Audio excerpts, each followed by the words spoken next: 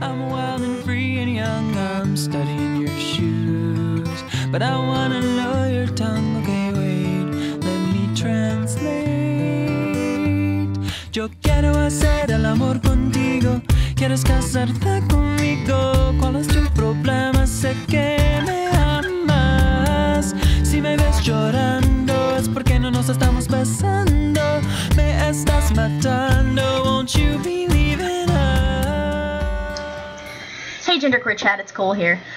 I just wanted to apologize for not making a video last week. My girlfriend was actually in the hospital, in the ER, so I was kind of busy with that. But I really love this channel, and I know that maybe we had a little bit of a lull last week. A lot of people had some personal issues come up, including myself. So again, I apologize for not being able to post a video and not getting a sub. This week's topic is really interesting. It's kind of about how sexual orientation and gender identity intersect. And this is brought up by a viewer who sent a really long and intricate message about their own gender identity and sexual orientation, and how they feel, more like a lesbian identified man because of their gender identity rather than a heterosexual man. I think that's really interesting and cool, because I myself have intersecting gender identity and sexual orientation issues also. So I guess to start out, I'll talk about how I identify, which is a genderqueer panromantic. Now, genderqueer, of course, everyone that watches this channel knows what that means. And for me, I identify more as gender neutral, kind of something other than the typical. And also, the viewer also sent us a quiz to take, which I took, and I will share that information with you later because I thought it was really interesting, my results, and I thought it made a lot of sense.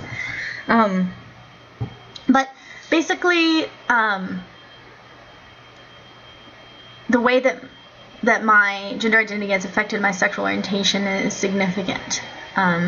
Before coming out as genderqueer, I found myself being mostly, and this is actually still true, so either way, I am mostly and more physically interested and emotionally and romantically interested in cisgendered women. But I've also always been attracted to cisgendered men. Now, my interaction with my sexual and romantic interaction with just cisgendered men is limited. But before I went to college, back in high school, I dated quite a few men or boys. And my problem was pretty much the same as Jack's and the same as our viewer. My issue is that the cisgendered men that I've tried to date only saw me as female. So in a sexual situation or romantic situation, I was put into a specific role that I was uncomfortable in. And that didn't make sense for me, and it made it unnatural, and it made it feel awkward. And so from that experience, when I started interacting sexually and romantically with cisgendered women, it was so incredibly easy for me to do.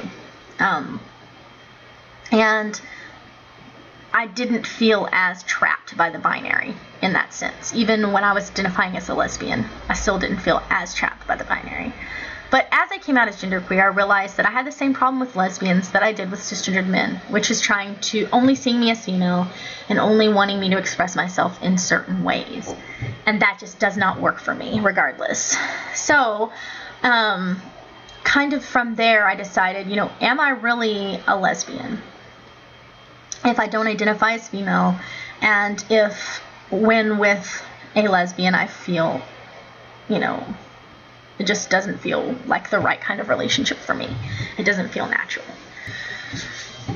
As I started coming out as genderqueer, I realized that things were really more on a scale than, for me.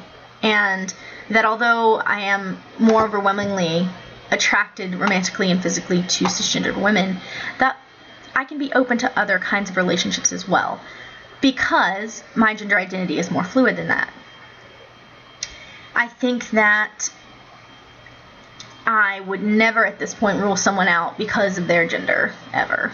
I also have had crushes on other genderqueer and androgynous people as well, maybe 1 or 2 on the channel.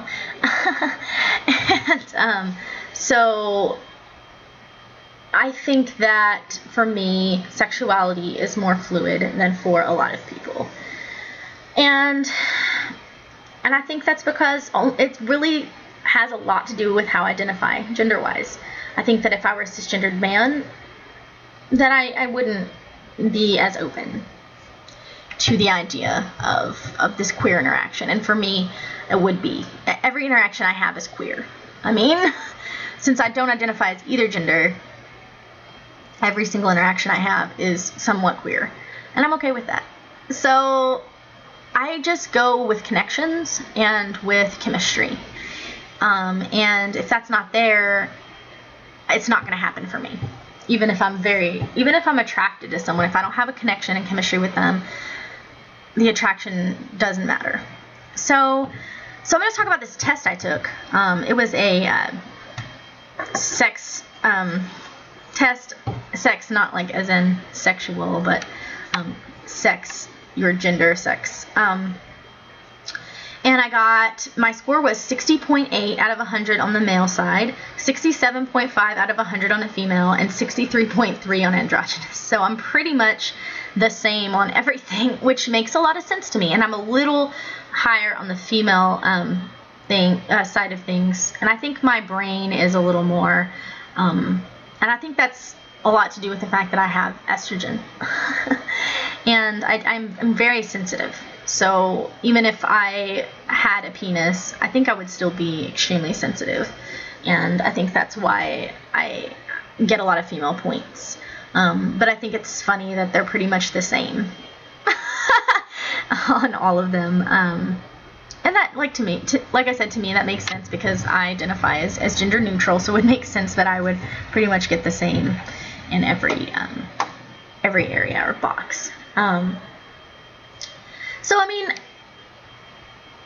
I think that sexual orientation and gender are separate, but I think that for me, they've really intersected and interacted a lot. And my thoughts, me thinking about gender this much and me deconstructing myself this much, in terms of gender, has just made it easier to be able to say, if I am this fluid with my gender identity, why wouldn't I be more fluid in my sexual orientation? And the answer to that is that I am. The answer is that I would never rule someone out based on gender. And so I think for anyone that is coming into their gender identity and maybe questioning their sexuality because of that, let me just say that I've been there, and I still haven't completely figured everything out, and it's going to take me a while to be able to do that. You have to have the experience to be able to determine things like that. So right now, panromantic genderqueer works for me. That way I'm open to all sorts of interactions, but I'm not required, to interact with anybody in a certain way. So yeah, just keep in mind that things work on more of a spectrum and a scale rather than, you have to be this or you have to be that. Just think of things in a more fluid way. And I think that if everyone were to do that this world would be a much more accepting and beautiful place. All right, you guys, I'll see you next week.